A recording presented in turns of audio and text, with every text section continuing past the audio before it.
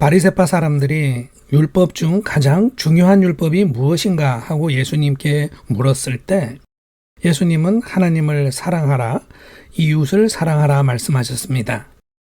이 말씀들은 각각 신명기 6장 5절과 레위기 19장 18절에 나오는 말씀들입니다. 수많은 율법 조문 중에는 모든 율법을 포함하는 근본적인 율법이 있는 것입니다. 예수님은 이 두 조문을 가장 근본적이고 모든 율법을 포함하는 핵심 조문으로 선정하신 것이죠.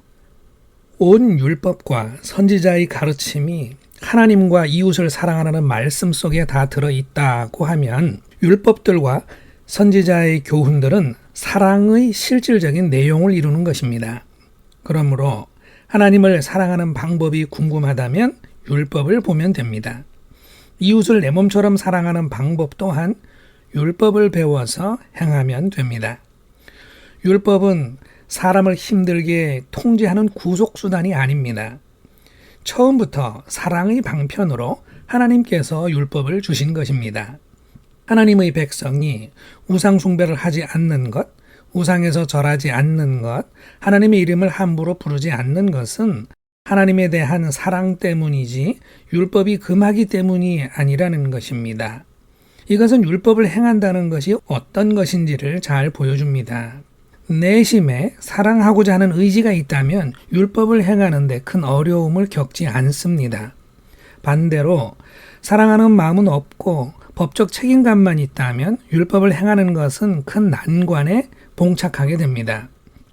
사랑이 없는 마음은 자기 판단과 상황 인식에 따라 자유롭게 행동하고자 하는데 율법이 그 자유를 속박하는 경우가 많기 때문입니다.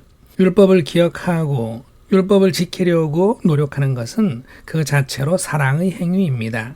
어떤 갈등과 투쟁이 있지만 그 사람을 해롭게 하는 행동을 하지 못하는 것은 상대방을 온전케 세워주는 사랑의 법이 내심에 자리 잡고 있기 때문입니다.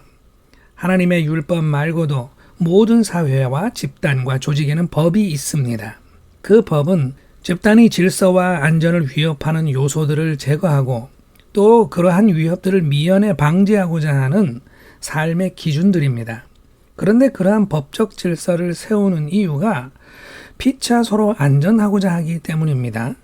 그 법이 나도 지켜주고 상대방도 지켜주는 것이죠. 법을 지킨다는 것은 나를 사랑하고 상대방을 사랑하는 행동과 같습니다. 법을 어긴다는 것은 나 자신에게나 타인에게 해가 되는 행동을 한다는 것이므로 사랑이 아닙니다. 법을 지키는 것이 어려운 이유는 자기 욕망과 이해관계의 계산법을 따르고자 할 때 법이 장애물이 되기 때문입니다. 처음부터 사랑이 아닐 때 법은 행동을 제약하는 구속으로 다가오는 것입니다. 예수님이 사랑의 조문을 모든 율법과 선지자의 교훈을 담은 가장 중요한 법이라고 말씀하신 것은 모든 율법의 주인이시며 창설자이시며 사랑의 하나님이신 주님께서 이 땅의 자녀들에게 은혜의 비밀을 열어주시는 권위 있고 핵심적인 가르침이라고 할 수 있습니다. 결론은 무엇입니까? 사랑하고자 하면 율법을 따르면 됩니다. 반대로 율법을 이루며 의롭게 살고 싶다면 사랑하고자 하면 됩니다. 그러면 율법을 이루는 것이 자연스러워집니다. 결국 사랑의 실체는 율법을 지켜나가는 것이고 율법의 목적은 사랑을 행하는 것입니다. 율법이 사랑의 도라는 사실이 제대로 인식되지 않으면 율법은 갑자기 의와 심판을 말하는 무서운 사망의 사자가 됩니다. 불의의 결국은 죽음이기 때문입니다. 이스라엘 민족은 그래서 율법을 오랫동안 두려운 심판대로 여겼습니다. 예수님께 가장 중요한 율법이 무엇이냐고 물어보는 바리새인에게도 율법은 두려운 심판인 것입니다. 심판인 것입니다. 여기에 대해 예수님은 사랑하라는 조문으로 답을 주신 것입니다. 사랑하는 지체 여러분, 우리는 사랑해야 합니다. 하나님을 사랑해야 하고 이웃을 사랑해야 합니다. 예수님은 오직 이 한 가지를 가르쳐 주셨습니다.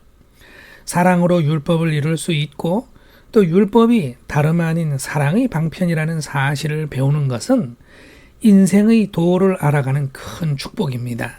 사랑으로 율법을 이루고 하나님의 나라를 누리는 우리 모두가 되기를 기도합니다. 아멘.